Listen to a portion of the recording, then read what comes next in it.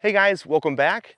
Over the past year and a half or so, since we started creating videos for this channel, the comment we've received the most when it wasn't geared toward a particular video has been a request for a tour of our 36-acre hunting property.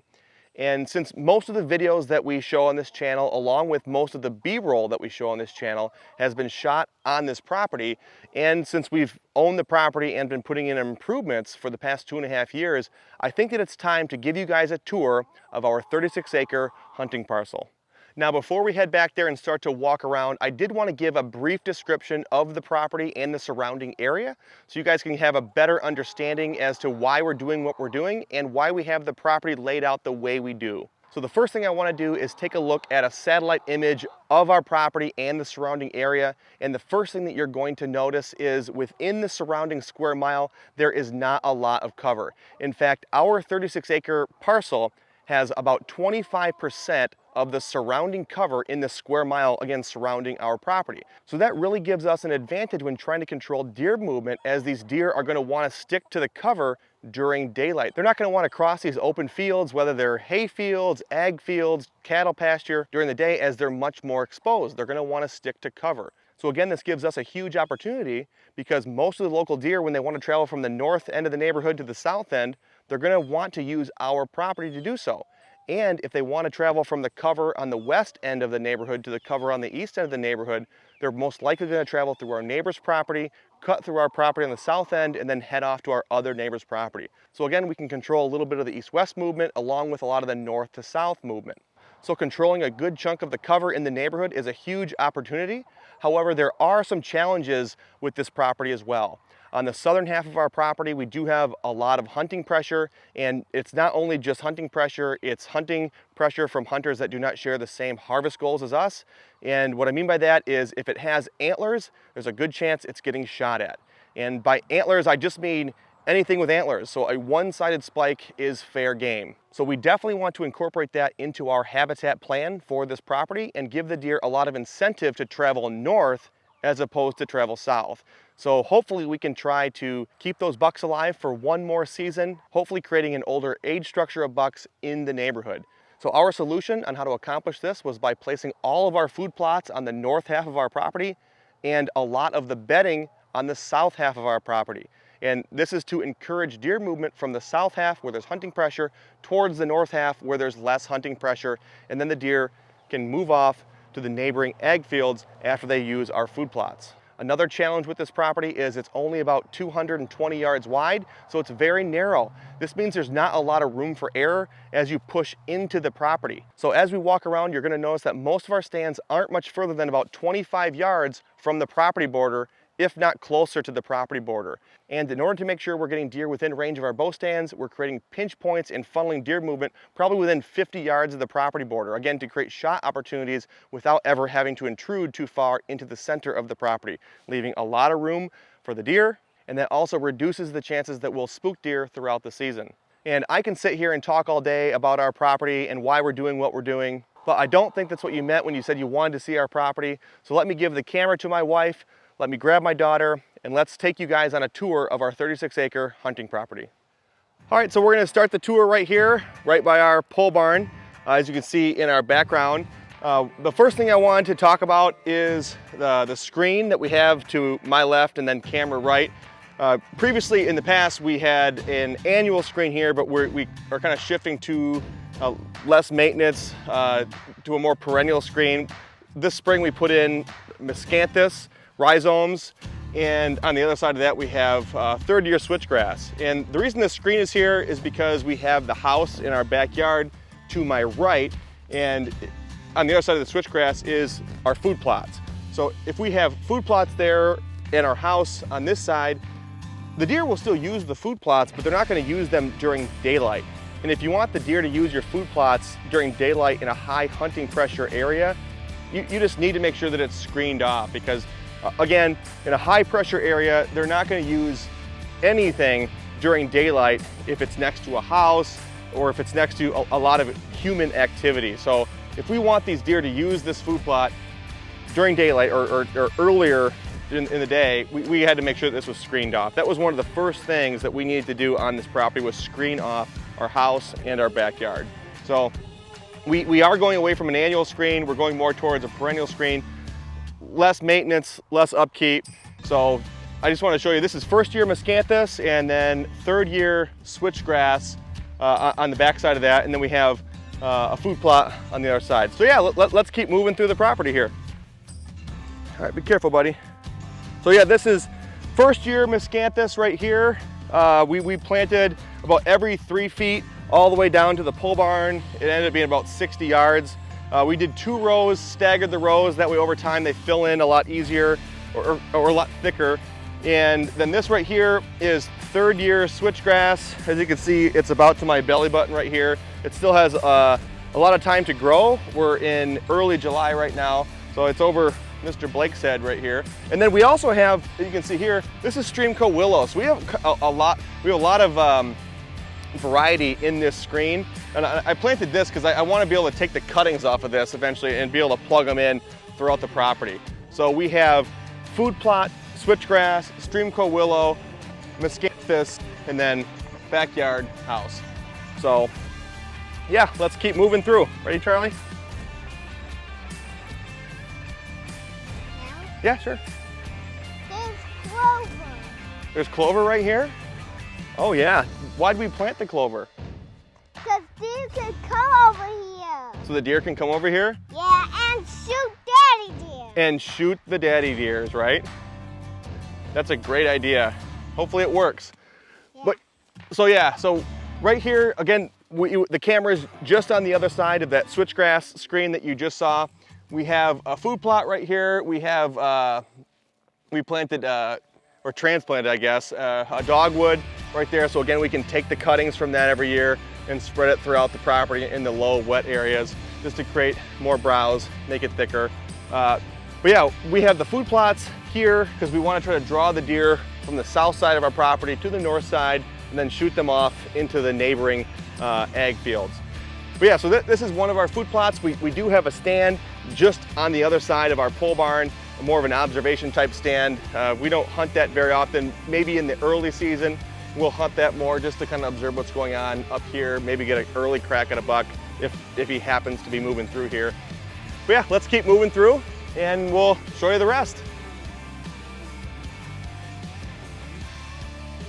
All right, one thing I did want to touch on here is my father-in-law was nice enough to donate some of his ornamental grass. It's a type of Miscanthus grass. I don't know exactly what variety it is, but it's a perennial grass. And the reason that we took this here and put it as a line right here is we're separating these 2 food plots from each other. So we can have deer in this food plot and also have deer in this food plot and kind of break it apart. So not only do the deer feel less stressed, but if a buck is trying to look for does during the rut, he's not gonna have as easy of a time looking from this food plot to this food plot. And one thing we did do is we left openings on each side just so it didn't feel as closed off. And we also are giving the deer, we're telling the deer where we want them to go. So we want the deer to go on that edge, and we want the deer to use this edge over here as well. This is not a big area. It's under a ½ acre, and we're still breaking it up just because we want to make sure that the deer feel comfortable in these small food plots. So, ready to keep moving, buddy? Let's do it.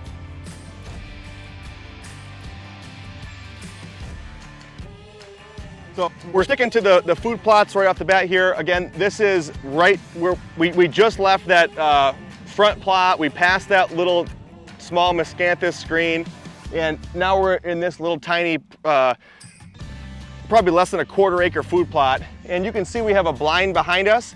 That blind is not super screened off right now. It's in some dogwoods, and we did plant Miscanthus in front of it, so over time that's going to fill in and really screen off that blind.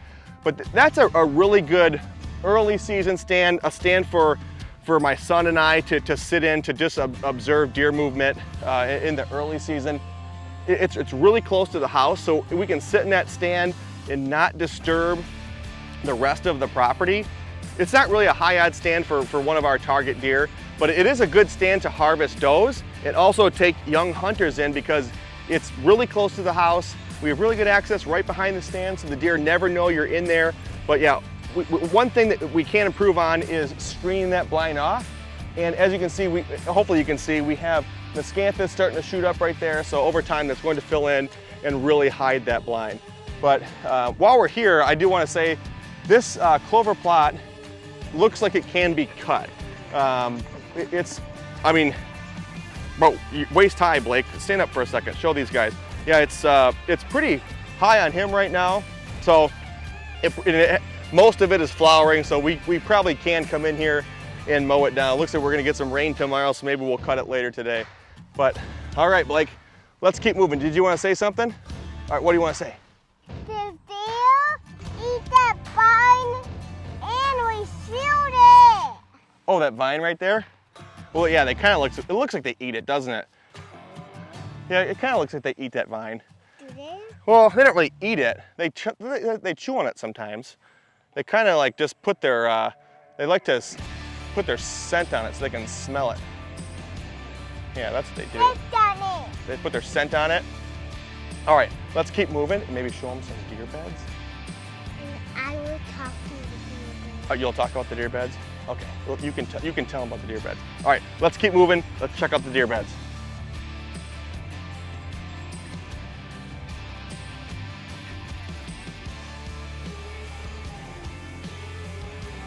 All right, so now we are off the food plot, probably about 60 yards, and we are into a more transitional area.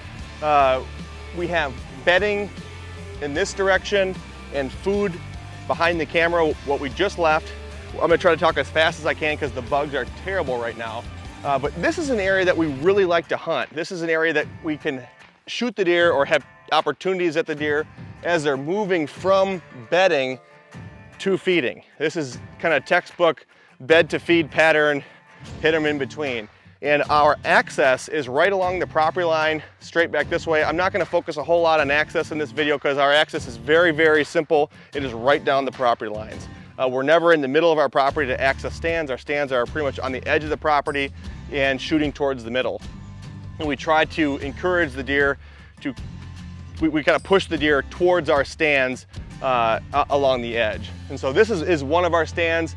It is right in this opening right here on the edge of a pond. The pond kind of pushes them in, and then we have a clover trail along with another buck sneak trail on the downwind side of that, and then we kind of shot them both off right next to the stand into this kind of this X, and then we have another trail that leads off to a different food plot, and then we obviously just walk down another trail to the food plot we just left.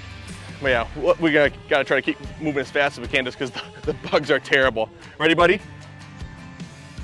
All right, so we're gonna walk down this clover trail, but before we do, I did want to show you one thing, and that is this deer sneak trail or buck sneak trail that the bucks really like to use just on the downwind side of it. So right now it's probably about 10 yards away, but it varies anywhere from 15 to 20 yards on the downwind side of that clover trail. And we made this knowing that the bucks would not want to expose themselves as much on that clover trail, and they would rather take this thicker sneak trail. So we don't actually hunt that clover trail too often. A lot of times we have stands hunting this sneak trail, so we make sure that we're taking advantage of what the bucks want to do. And so I just want to show you kind of where it comes out. This is where this comes out, and it shoots to that stand we just talked about. So the stand we just talked about has shots at the clover trail and the sneak trail. But yeah, I'll show you that more in a second as we walk down the clover trail. Ready, buddy? All right, so now let's walk down this clover trail and hopefully get away from some bugs. This trail was not here when we bought the place. We put this one in, and we kind of are just trying to wrap deer movement around our property from the south end to the north end. We're trying to connect bedding from the south to food plots to the north, and this is a great way to do it with these clover trails. This is coming in pretty darn good, even though right here we do have a lot of closed canopy above us.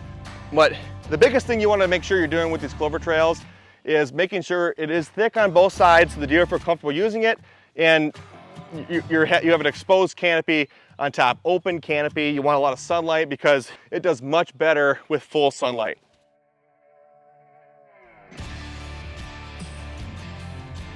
All right, so this is another spot that I kind of wanted to talk about. This is where our Clover Trail kind of starts to veer more south, and it's an area on the outside of our property where we have two neighbors kind of touching each other, and it's not necessarily an inside corner, but it is a little bit because we do have pockets of cover along the outsides where the deer kind of relate to, and then they shoot to our property. But this is an area that I wanted to talk about just because we do have a stand right there to kind of take advantage of that inside corner. And we did hang a mock scrape right here because we do have a trail intersecting right here. So this is an area that we do want to focus on for mock scrapes. Anywhere where there's intersecting trails. This trail did not exist before. This trail did as it went on and off our property. So we knew that when we put this in that we were going to encourage deer traffic, so we wanted to put a mock scrape here. And last year, on the opening day of firearm season, we were up north at a different property, and we had a nice 10-point buck walking this trail using this scrape at about 10:30 in the morning on opening day. So, but we weren't sitting here, we were somewhere else, but we got him on camera. But I did want to show you guys the sneak trail on the downwind side of that while we're here. Just so you can kind of see what that looks like and kind of where our stand is in relation to that. So let's kind of take a walk down this trail here. Hey buddy, watch those mosquitoes. All right, so now we're on the sneak trail.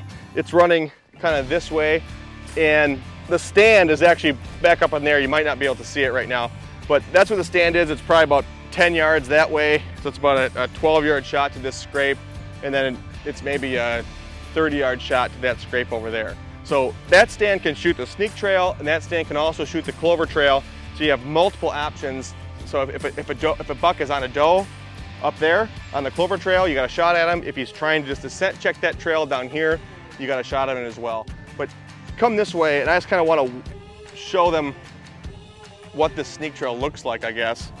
So you saw what the Clover Trail looked like. This is the sneak trail back here. So that Clover Trail we just walked on is like 15 yards on the upwind side, and I mean obviously the winds change, so we're only hunting this stand with some sort of an east wind, and then this is the downwind trail. So if it's a west wind, this is no longer the downwind trail. But for an east wind, this right here is the downwind trail. But we'll show you this sneak trail as it kind of wraps around the property some more. But let's continue back down the Clover Trail. That seems to be the easiest one, maybe less bugs.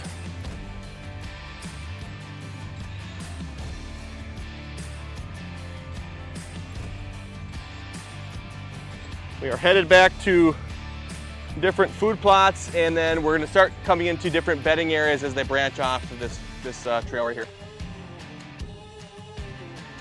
During the off season, as long as mosquitoes aren't too bad, which they are right now, these Clover Trails are really nice to walk, again, as long as there's no bugs. But there's a lot of blackberries, a lot of black-capped raspberries run here, so before the bugs, we used to love walking back here and getting a little snack, but not so much anymore since the mosquitoes are terrible.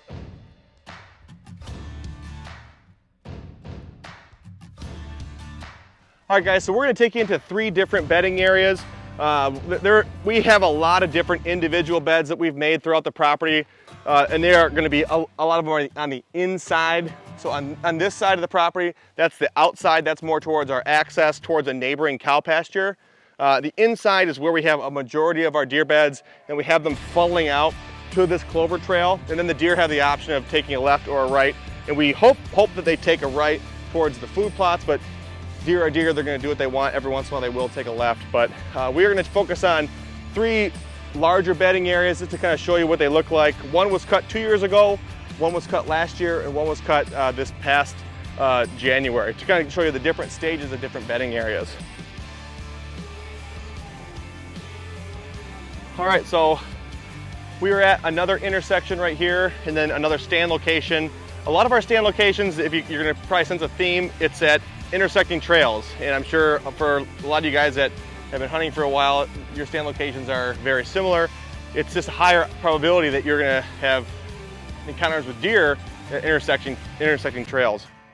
So these are trails that we try to create on our property to give ourselves, again, more opportunities. So our stand location is on my left, camera right, towards the edge of our property. So we don't have to intrude into our property. We can access from along the outside and shoot into this trail. And so we have a trail running parallel to our property border, running north and south from bedding. We have bedding right here. We have bedding on the inside of our property along most of the north half of our property right now. So that allows deer to bed on the interior, come to the outside, hit this food plot trail, and then make a choice on where they want to go. Most of the time, it is to the north because they do want to head to the food plots and then off to the neighboring ag fields, but every once in a while they do want to go south towards more cover. But again, that's something you can't control 100% of the time. Yeah, buddy? You want to show them the deer beds? All right, we will show them the deer beds just a second. But again, at these intersecting trails, we do like to complement them with a mock scrape. This is a branch that we pulled down. It's a maple tree. We pulled it down. They actually killed this branch because they were a little too aggressive with it. So we did hang a grapevine from it to kind of supplement this dead branch. Eventually they're going to snap it off altogether because it's not alive anymore. But they do still use this branch even because it is right there. But they are pulling this down now, so I'm going to have to probably raise it up. It's a little too low right now. But again, we have a trail going on and off the property. This trail was already there. This trail was already here. So we wanted to keep, that's why we chose this location, is because there was a trail going on and off the property. The deer wanted to use that trail for a particular reason. We want to let them continue to do that. We do not have neighboring hunting pressure on the other side. So we are allowing them to continue to use this trail, and then we made trails to kind of complement that trail, and we hung a stand to take advantage of the movement. One thing I do want to say, if you remember back to probably one of our first videos, I think it was our first video, this was open hardwoods right here. This whole area was open hardwoods, and we had to create a hinge cut screen along our property border because we had a lot of pressure during the hunting season along the property border. Our neighbor's a farmer. He has a cattle pasture on the other side, and every other day, if not every day, he checks his fence to make sure it's not damaged, to keep his cattle inside his fence. But he does it every night around 5:30, 6:30, about 45 minutes before last light. And so it's not really the most opportune time for hunting. So if I'm sitting on the edge of the property and he drives by, all the deer were kind of getting spooked off in the other direction. So what we had to do is we had to hinge cut the whole property line to make the deer in this location feel much safer, and it worked. If you want to come just take a look over here, we'll kind of walk down this trail.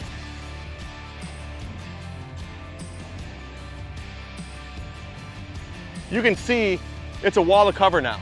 It's just a complete wall of cover. This is the second year.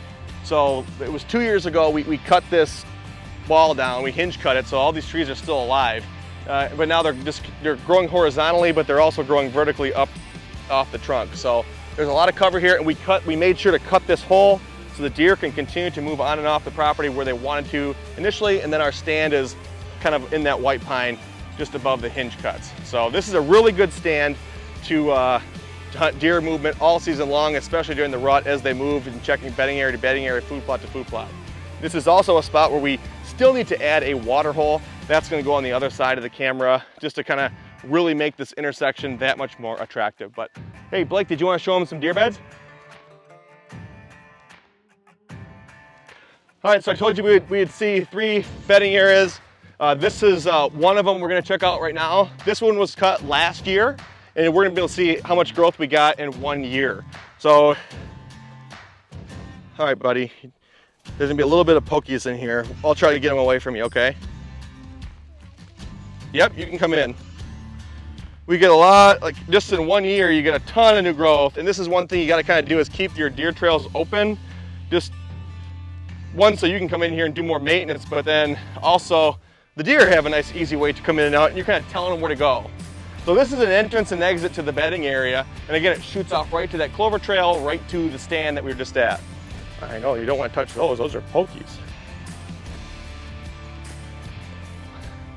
And so as we kind of come into here, there are sections just off to the side. This is the main trail into the bedding area. We have spots just off to the side where we clear out locations down to bare dirt where we think the deer want to be bedding. And I'll kind of show you one of those over here. Everybody want to show them the bed you made?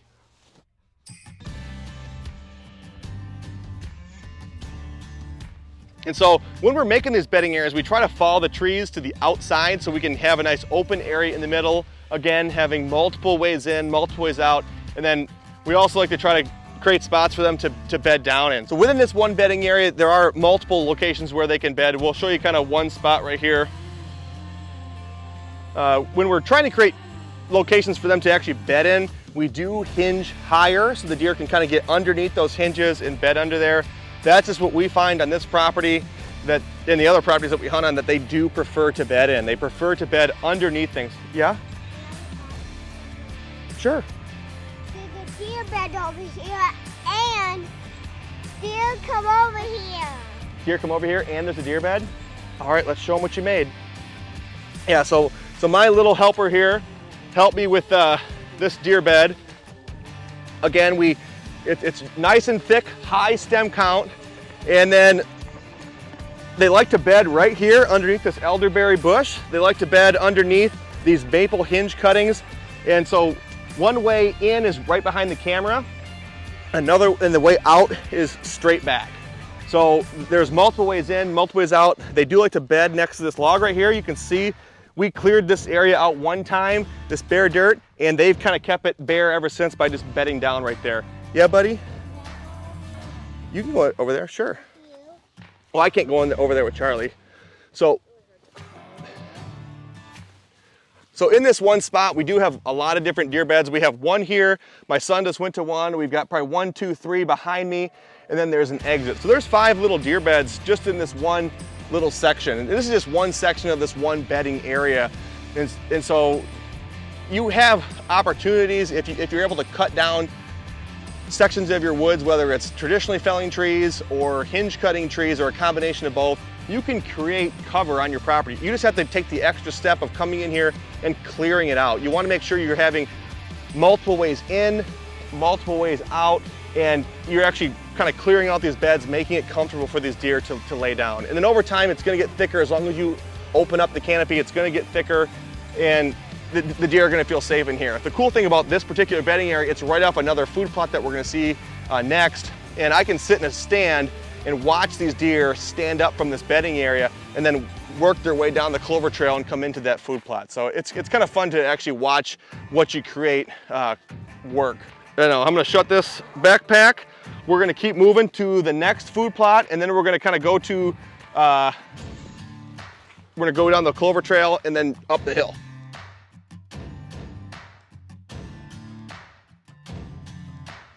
All right, so we're moving on. We're gonna head out the way we came in. And the cool thing about when you take down these trees is you're gonna get a lot of new growth, and really it's gonna come down to what's in your seed bank. So here on this particular property, we get a lot of maple, we have a lot of cherry, a lot of elm, a lot of elderberry, and unfortunately we do get a lot of multiflora rose, which we have to deal with as it comes up. But this is what you can expect about a year after. You can see we got a lot of pokeweed here. This is right here, this is a maple stump, maple hinge stump that's starting to resprout from a hinge. The biggest thing you got to do is get sunlight to the forest floor, open up the canopy, allow this new growth to take place. All right, heading back down, we're gonna hit another food plot, and then we're gonna kind of fast forward to the back of the property.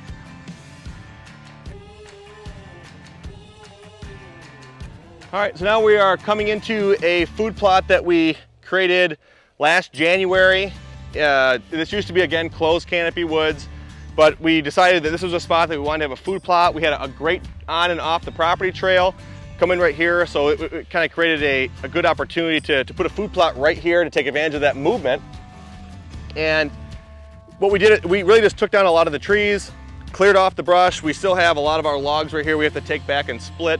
And again, this food plot is running right along the Clover Trail. So you can see we just walked down the Clover Trail, but it continues down the side of our property. So as the deer move down that Clover Trail or travel corridor, deer path, whatever you want to call it, they hit this food plot, they hang around in here for a little while, and then they'll continue on to another food plot or another bedding area.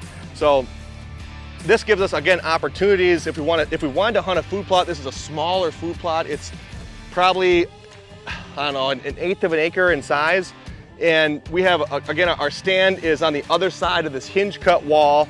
So we can access from the back side of the hinge cut wall, climb up a tree, look over top of the hinge cuts into this food plot. The deer don't really hang out in here very long. They come in here, grab a quick bite, and then they kind of continue on to other food plots. So just kind of want to show you guys another food plot as we move along. Hopefully you guys can kind of see a theme here. We have a lot of smaller bedding areas, a lot of smaller food plots kind of intermixed in the center of the property. We access along the outside, and then we hunt them, from the outside looking in. And this particular food plot does need to get treated because we got a lot of weeds coming in here. We got to treat that before it kind of takes over. All right, so now we're going to continue down the Clover Trail, and then we're going to hit the halfway point of our property, north to south. So as you guys can see, we have a lot of sunlight hitting this trail. That's what makes it possible. If this was closed canopy woods, this trail would not be possible, and the effectiveness would drop dramatically. So we had to take down a lot of trees to get the sunlight to hit this trail, so we get a lot of new growth.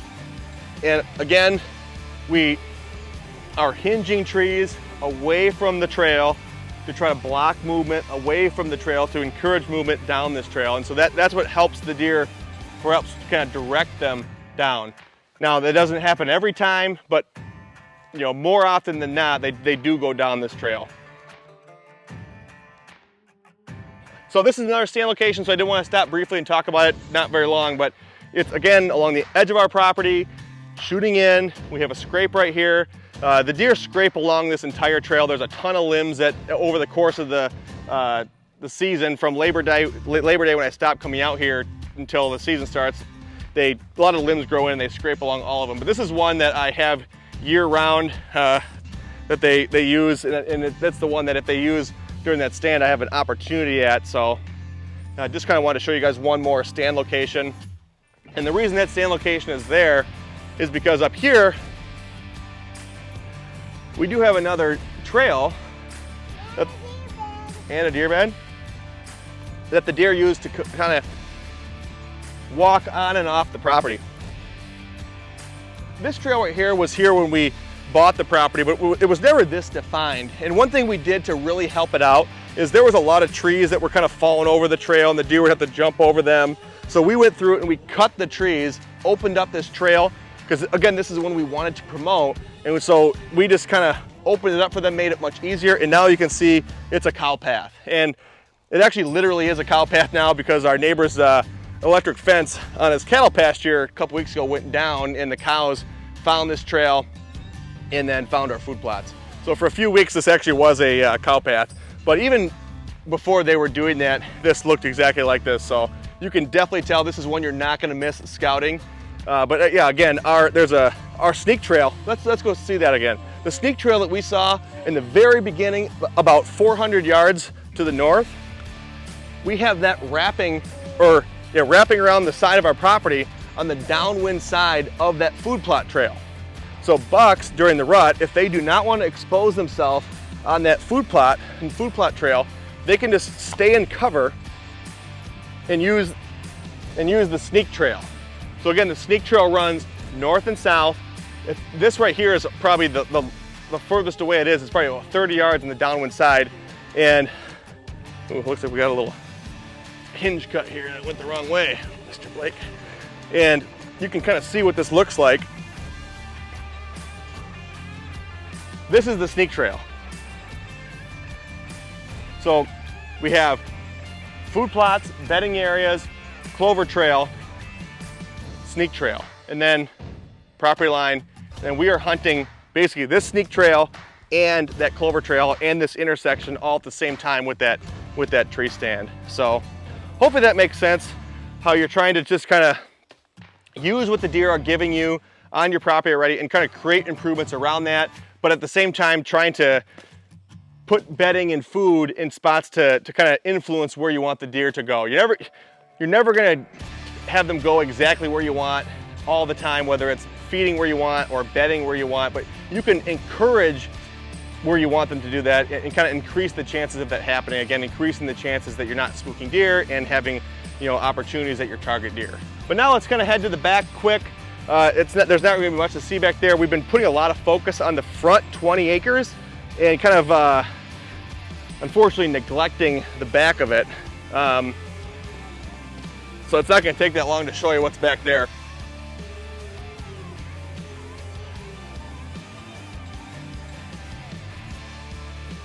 This right here is the exact halfway point north to south on our property. We're at the top of a hill. This is where eventually we're gonna have a lot more deer bedding. We have natural bedding in 2 spots behind the camera. We just cut this spot down about 2 weeks ago, and the deer are already using it. I'm not gonna say they're bedding in it yet, but they're definitely moving through it. I went in, they were using it the day I cut it.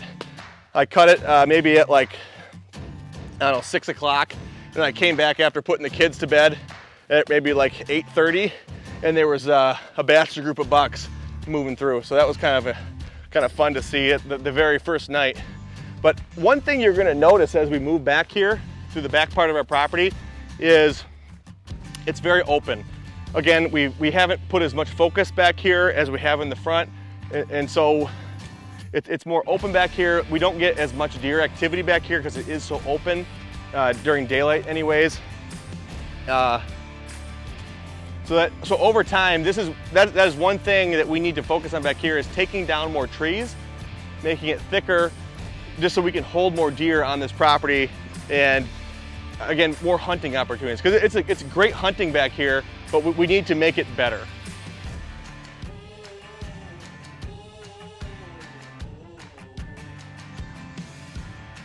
Even though the habitat back here is much different, again, it's much more open. The overall philosophy going forward, even right now, hunting isn't the same. We access down the property line. We don't ever take this trail during the hunting season. We access down the property line and we come into stands, again, shooting into the center of the property. So over time, the back of the property, the south side of the property is going to look very similar to the north, minus the food plots. This is going to be primarily bedding on the south, food at the north, and this is going to be more morning hunting, where that up north is going to be more afternoon hunting. But again, if we want to have this be bedding, we need to really make this thicker. So right now, a lot of the bedding and most of the feeding and the bedding is on the north side, which is fine. We don't have a whole lot of deer over here, but as we get more deer over time, we're going to need to have more bedding opportunities back here. And so that's what we're going to have to do next year during the off season, is just take down a whole lot of trees.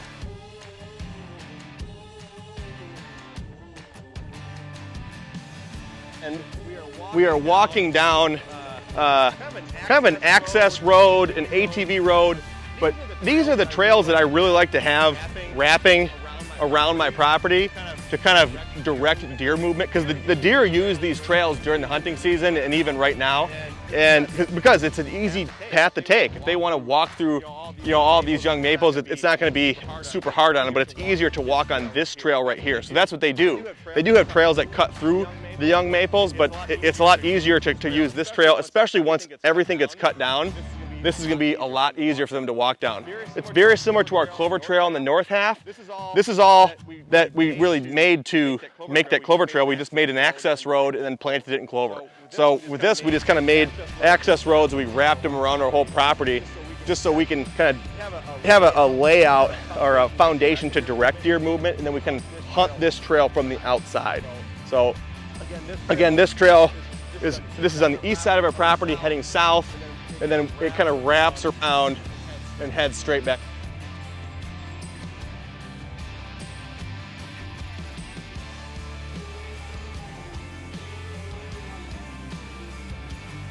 All right, so now this is where we have our trail kind of wrapping around the south end of our property. And all we do to really maintain this is I just ride my riding lawnmower, drop the deck down, and just kind of cut everything that starts to grow. So. All right, so now we are at the kind of the southern edge of our property. You can see behind me the sky on the tree line there. That is the southern edge of our property. We're probably from right here, maybe 80 yards from the property line. But this is where we made a pinch point earlier in the winter. And I think we did make a video on it. So if you want to watch that, check out the pinch point video we made. But this is really, we have a trail that we're walking up on, our trail that we have wrapping around. It's kind of an ATV trail, logging road that kind of wraps around the inside perimeter of our property. But then we also have deer trails that we're kind of moving through the area, and we selected a few that would work to our advantage, and we blocked everything else. So we opened up the deer trails that we wanted the deer to use, and then we blocked everything else. We dropped trees, so that not only is that going to make it really thick in the area, but it's going to promote the ones that we want to funnel them to this location right here.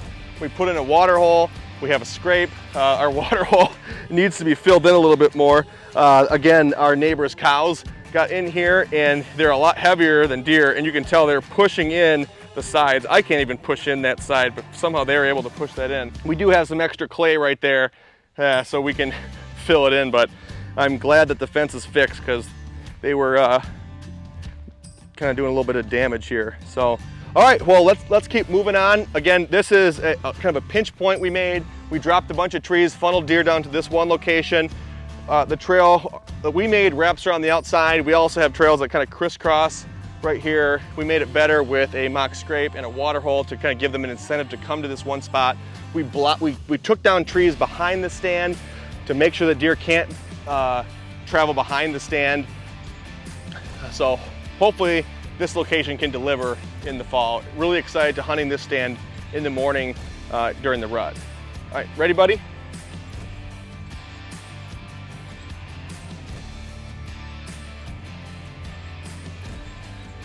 All right, so that is the kind of the tour of the north-south, the west side part of our property. Now we're gonna kind of head back up on the east side here along this trail. It's getting a little thicker now, but again, this is a man-made trail we made 2 years ago to, again, kind of loop the deer movement around our property, giving us hunting opportunities as we sit along the edge. But as we kind of head back, we're gonna walk through 2 more bedding areas and a couple more food plots. But for the most part, the themes are the same. Again, we're trying to keep the deer on the inside of our property with bedding and then food plots, and then we're hunting this main trail along the outside that we kind of keep free to make it a nice easy path for these deer to move. And then we hunt the natural or man-made pinch points kind of along the way. So let's continue back to the house.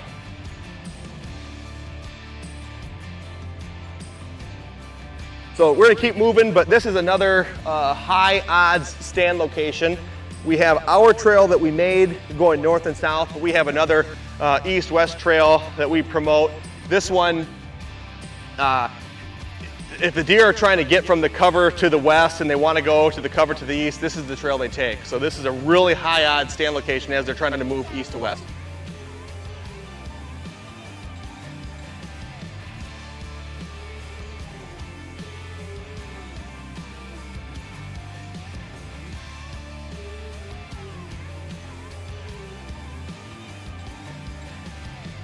All right, so as we're moving through here, this is a trail. It's kind of a high risk trail to hunt because it's on the interior of our property, but it's a really high odds spot because you're in between 2 separate natural bedding areas. The previous owner knocked down some trees for his woodworking projects, and over time those areas just kind of got overgrown, and the deer really like to bed in there, particularly the bucks, because they're kind of like off by themselves. But we have one on the east side here, one on the west side, and this trail kind of cuts them right in the middle. We're at the top of a ridge, so you can kind of blow your scent over the ridge, let the thermals take them away, and it's a really nice stand with any sort of a north wind. So Just want to kind of give you guys an idea of what that looks like on this property. And then as we make the bottom area thicker, it's going to make that stand even better because we're going to have more bedding opportunities on the property.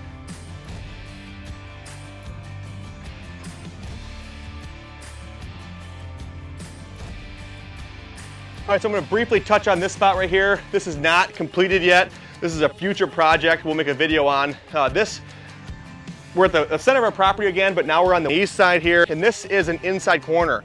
So we have our neighbor's property that shoots off to the east, our property shoots to the north.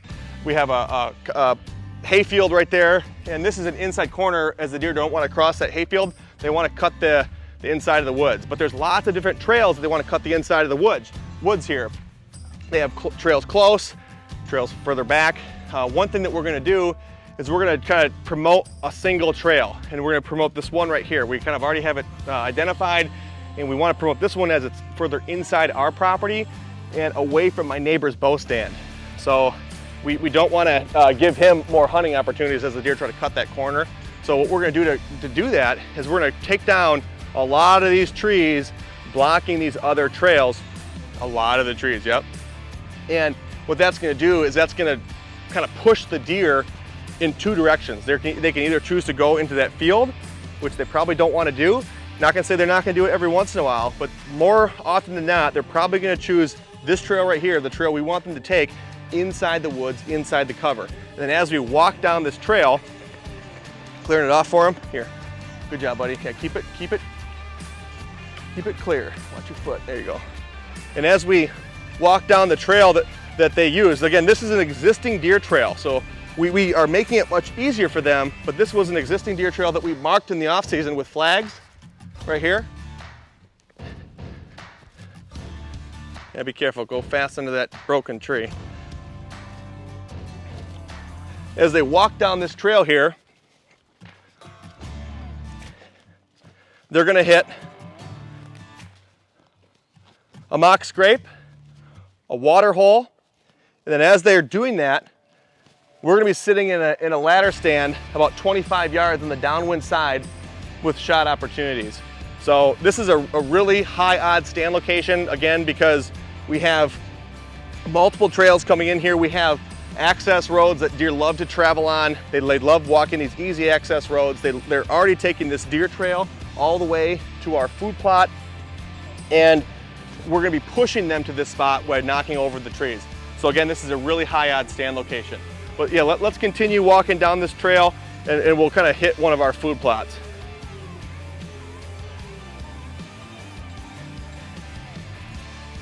All right, so now we are down the hill from that water hole and scrape setup, and we are to a bedding area that we cut this past January to kind of give you guys an idea what a 5-month-old, 6-month-old bedding area looks like.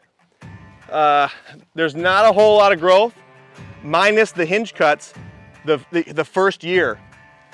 So if you want to just step in here just for a couple seconds, you can see we already did a video on it. So if you want to see what it looks like, there's a video that we made on creating a bedding area. But this is what a first year bedding area looks like. Not much, that's why over time it's only gonna get better. The only growth we have really, minus a few weeds, are the hinge cuts that we have. So that's why hinge cuts are a very important tool to creating bedding areas, because they do offer immediate cover. If we were just taking these trees out of here, we would be left with just the new growth right here. And it's gonna take maybe 2 or 3 years for this to be tall enough to provide enough cover for deer.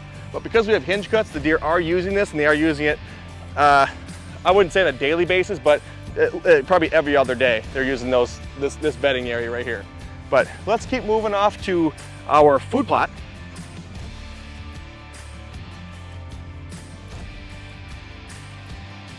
I just really like to hole up in this food plot after they hit the food plots, before they shoot off into the destination food source, which is my neighbor's hayfield. And even though the hayfield kind of gets cut and there's not a whole lot grown in there, they still do kind of hang out in that hayfield at night because it's more open. They can see predators coming from a long ways away.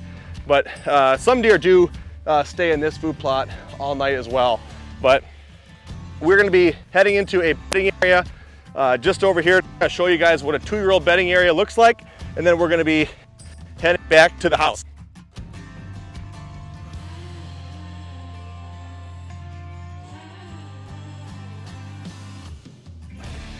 All right, so now we're gonna be going into a bedding area that we cut 2 years ago. So we saw one recently we cut 5 months ago. We saw one we cut a year ago. This is one we cut 2 years ago. And just to kind of show you guys the difference in growth. Right, sweetie? Ooh. I did come in here with a weed whacker just to kind of trim these trails back, just to make it easier for not only myself to come in here and do maintenance, but also let the deer move through here a lot easier. But we have spots off to the side, just like we did in that first one we showed you, where we do have like individual deer beds, multiple deer beds in the same group for more of a doe family. But for the most part, all of our bedding areas have the same themes. It's very thick. Our hinge cuts are towards the outside when possible. We have multiple trails in and out for these deer to kind of move around. But you can kind of see how much thicker this one is than that one we just saw, because this one has been open to the sunlight for much longer.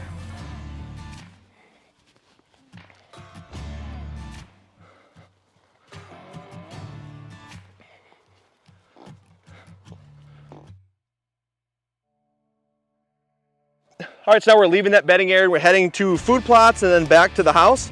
Again, most of our food plots are on the north side of our property, so that's what we're gonna be hitting once we exit this bedding area. One thing I do want to say is when you create these improvements, whether it's a food plot or a bedding area, you're creating an edge with each improvement. And so that deer trail we just walked down was basically created by the deer when we put that bedding area in. We put that bedding area in, and because we did that, we kind of consolidated the movement. We pinched it on the side of our pond in that bedding area, and they created that path all by themselves. So that's one thing you can do if you really want to create a pinch point. Put two improvements next to each other, and you're going to funnel deer movement right between them. Right now we're walking down a trail that we put in to kind of connect that bedding area to the food plots on the north half of our property. On this side we have a lot of apple trees, and so we did take down quite a few trees to give these apple trees more sunlight. And in the process, we did also make another bedding area right there, but we won't really focus on that too much, just because all of our bedding areas are for the most part the same.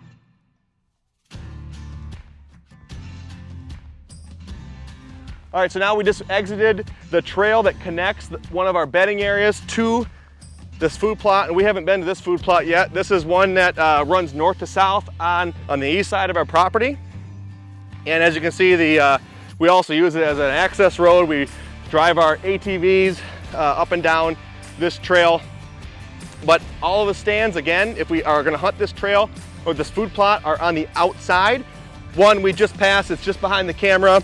And then we're gonna come up on another one right here. You can't really see them again because they're kind of inside the cover.